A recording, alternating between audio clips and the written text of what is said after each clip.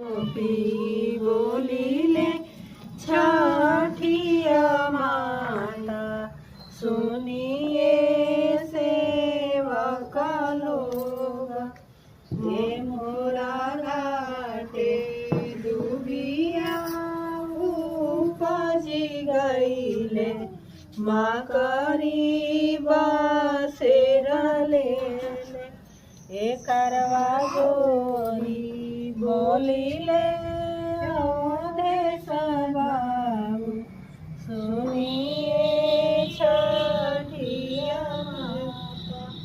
ए करवा जोरी बोलिले बिकिया बाबू सुनिए छठिया माता। ए करवा जोरी